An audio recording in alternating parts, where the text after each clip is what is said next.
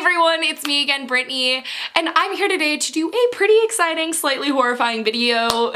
You guys already know by the title. I don't know why I always introduce it this way because, like, you already know what you're getting into. You saw the thumbnail.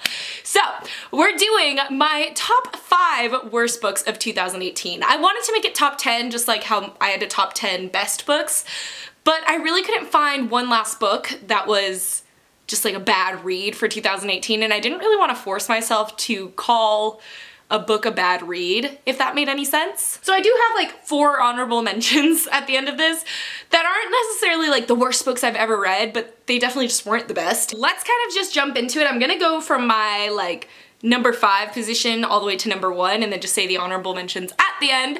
So I hope that's cool. Please, obviously, my opinion is my own. Some of these books might be one of your favorites. It just wasn't for me, so please don't be upset if I didn't like your favorite book or anything like that. There are a couple pretty popular books in this, and I feel very badly about not having enjoyed them, but I didn't enjoy them. And I'm gonna kind of go into why I didn't enjoy them, but also this isn't a personal attack. If this is your favorite book, keep enjoying it, keep loving it. I'm happy for you. I don't like reading books that I don't like, so I wish I would've liked it too. In number 5, we have The Bone Season by Samantha Shannon. Now this one was so disappointing for me to not like. I've been staring at this book on my shelves for ages now. Like really, I've been staring at it for forever. I've been wanting to read it for forever.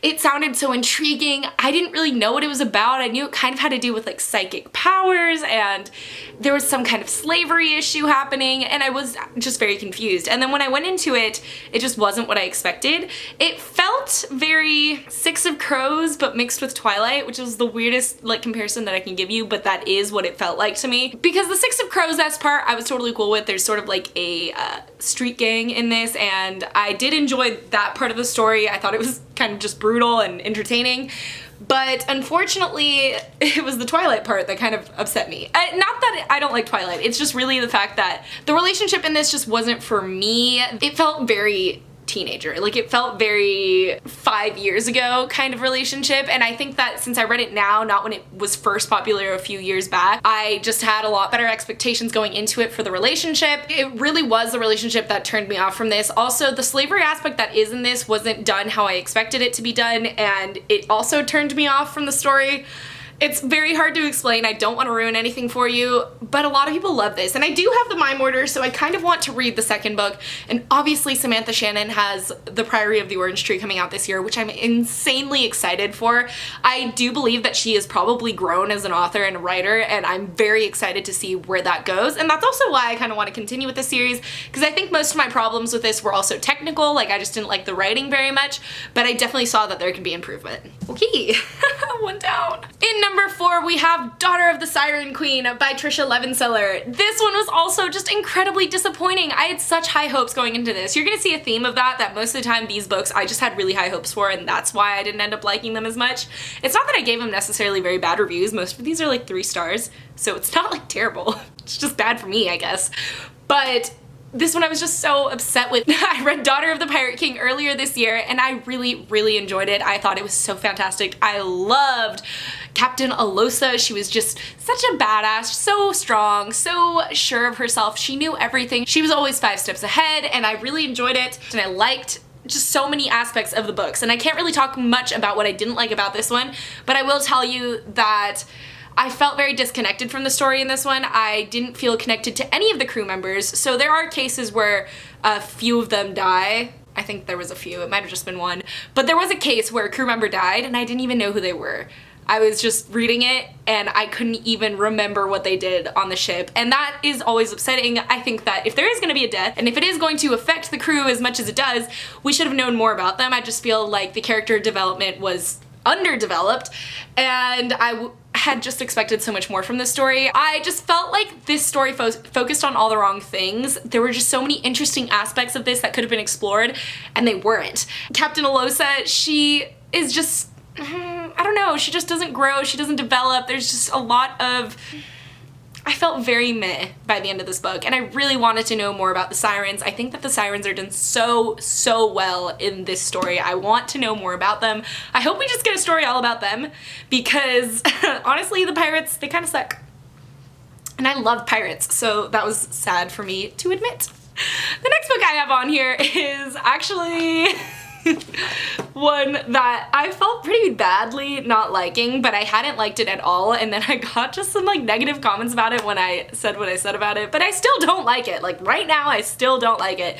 And in number 3, we're gonna talk about Warm Bodies by Isaac Marion. This is another case where I just expected something differently from the story, and what I received was not what I expected, and therefore it upset me, I guess. Not upset me, but it just disenchanted me. I did see the movie long before I ever read the book, and I really, really loved the movie, honestly. Much more than the book, and that's probably on me. I probably should have definitely read the book before I saw the movie, and then I would have been able to love the book more and then see the movie for what it is and see all the changes that they made and been like, well, that sucks. But instead, I think that the changes they made in the movie were better. I just like that they made it more of a comedy instead of more of a philosophical discussion. I don't think that that's wrong. I think that if you go into this knowing that there is going to be a lot of philosophy and a lot of philosophical thinking and just in general critical thinking about the world and how these humans got into this zombie apocalypse and what the zombies truly mean for this world, because it was definitely more of a philosophical idea. It wasn't like a, oh, zombies are made by your brain turning off, but the brainstem stays alive, like in every other story that I've really heard. In this one, it was definitely more of like a, oh, well, zombies are made because your humanity is gone. Like, not exactly, but that's kind of the vibe that I was getting from it, and I didn't love all the philosophical discussions as much as I thought that they were interesting. I just expected this to be more of a comedy, and it did have those comedy aspects. I think that they were offset very weirdly because half of it was comedy and half of it was philosophy, and I just was very confused the whole time, and I didn't like how this ended. I thought that it was kind of weird. I mean, it ended very similarly to the movie, so if you've seen that, then you kind of know, but like also, all I'm gonna leave it at is gold eyes? What? I just think that that was the part that really made me feel meh about the story. Also, I didn't realize that this was a series. I thought it was gonna be a standalone, and I did not feel any interest at all in continuing the series after I finished this book, which just says enough because most of the time I still want to continue a series if I felt very meh about a book, and this one I gave 3 stars. It's just, I had no interest in the rest of the series. Okay. Let's talk about it. Let's do it. So in number 2, this is gonna be my most unpopular opinion. You guys know I've talked about this, but if you're new to my channel then you don't know, and I'm very sorry. I feel like this is gonna offend a lot of people, and I don't mean it to, but it still was one of my most disappointing reads of 2018. That's gonna be Children of Blood and Bone by Tomi Adeyemi. I'm so sad I didn't love this book as much as the rest of the world. I'm still definitely going to be continuing it. I want to see Children of Vice and Virtue, is that what it's called?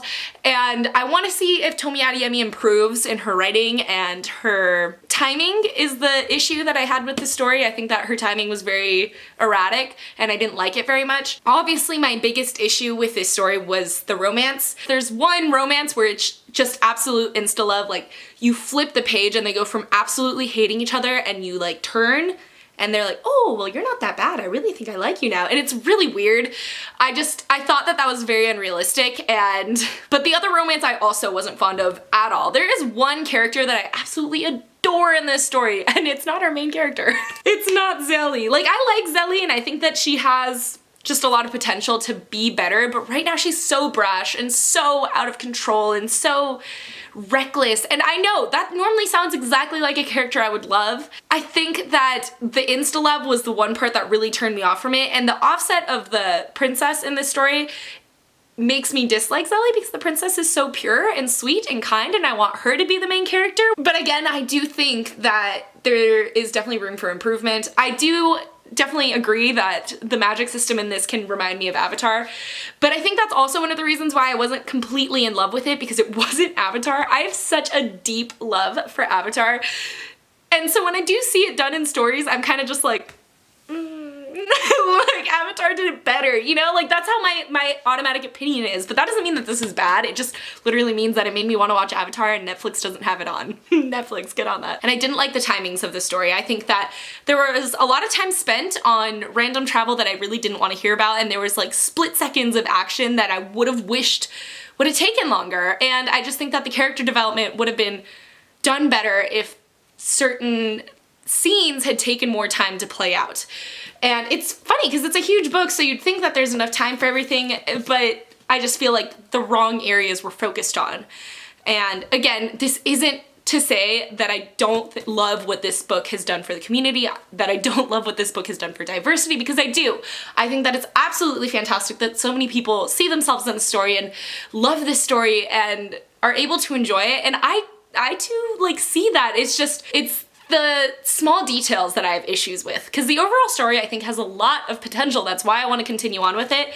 But in this particular book, I just was not as impressed as I wanted to be. And I think it's mostly because of all the rave reviews that I heard. I heard so many amazing reviews, 5-star reviews, from people whose judgment I trust. So I went into this expecting one of the best fantasy books that I would read this year. And I didn't get that. I got a pretty good fantasy story, and I got a really cool plot, and I got some intriguing characters that could potentially be better, but right now the characters were it's like they had one core personality trait and that was all they were for the entire book. So Zelly was very reckless. The main character, or the princess's brother, he was very angry. The princess was very nice, and Zelly's brother was very loyal, and that's all they were. And I think that the more character development we get, the more I'm gonna like this story. And that's not to say that you shouldn't give this book a chance. I think that a lot of people have liked it for good reason. I think that I just expected so much from it, and then when I didn't get as much as I expected, I didn't fall in love. And that's why I didn't love it. I don't know why I'm explaining myself so much. I'm sorry, guys. That's probably the longest. And number 1 on this most disappointing books of 2018 is no surprise to anyone. I'm sure that you guys have heard me talk about this so much, so much, that you expect me to leave it off this list. But no. I will never stop talking about how much I hate this book, because this book, all the other ones are very redeemable for the most part. This book, I hated. I hated it. I hated it. I think I gave it a 2 or 1 star. That's really low for me. And that's gonna be Eleanor and Park by Rainbow Rowell. I hate you. I hated this book, guys, so much. And I think, again, it has to do with the fact that I had really high expectations. I had just read Fangirl. Fangirl is so good. Highly recommend. I think that I'm definitely going to be giving Rainbow Rowell another shot just because Fangirl was so good. But Eleanor and Park? I hated it. It was so bad. I had so many issues with our main character. Not really Park. I really just had to look at what their names were when it's on the cover. I'm silly. But not so much Park. I think that he's a little sweetie pie, that he deserves the world, that he may be a little misled at times, but at the end of the day, he's very pure and he's very kind and he has a lot of love to give, and I love him for that. I love his family. I love his family dynamic. I love how giving he is. I really do enjoy Park. And I think that's why I just hated Eleanor so much more.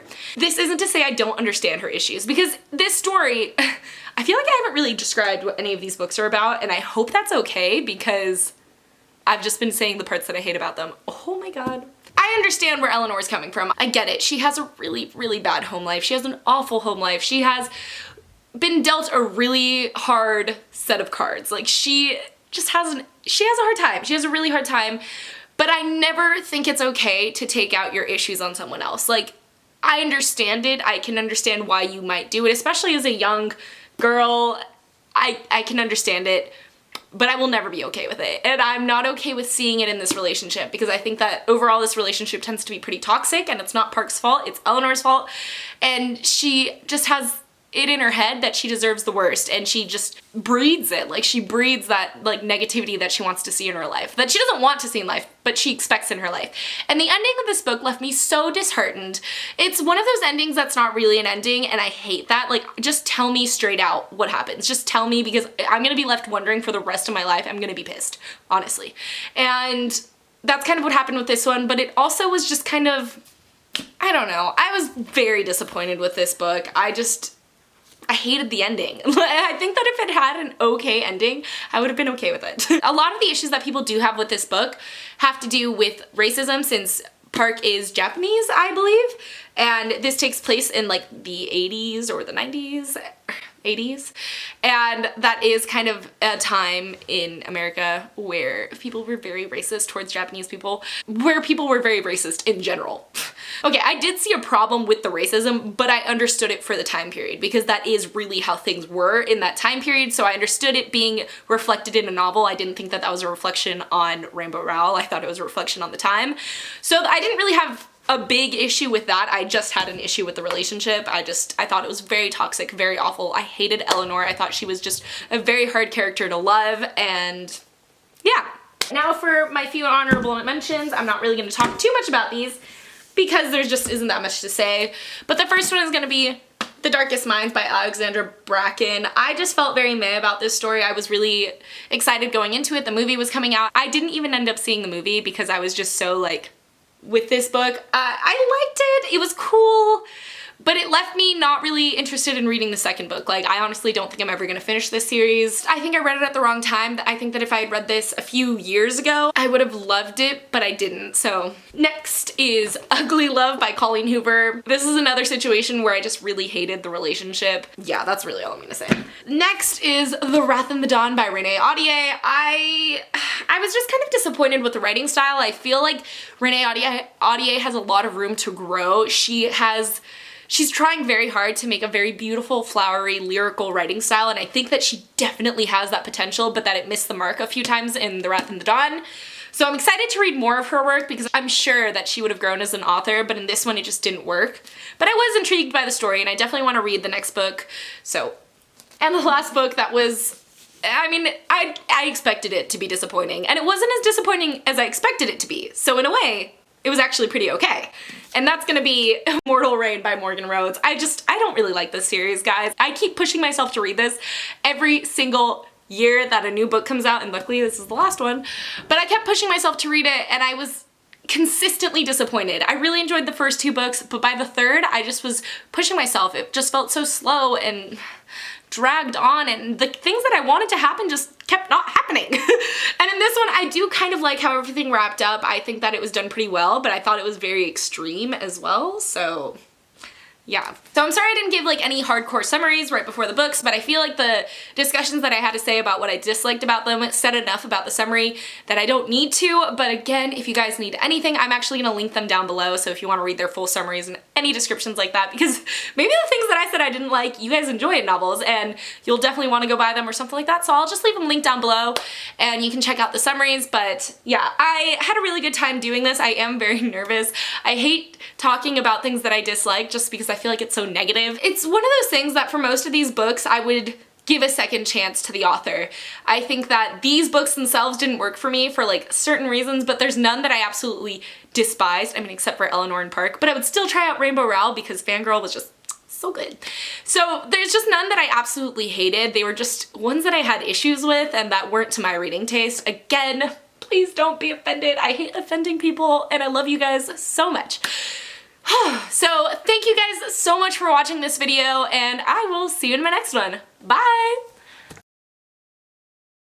I just pulled my ring light closer and it toppled over my cat. I'm back to my channel. My name, is that my intro? That's not my intro. It's me again, Brittany. Luna, you're gonna be on timeout. Is that what I say? That's not what I say. Why is that flashing? What does it mean? It might mean that I'm out of storage. All right, let's see what happens when it gets down to 1.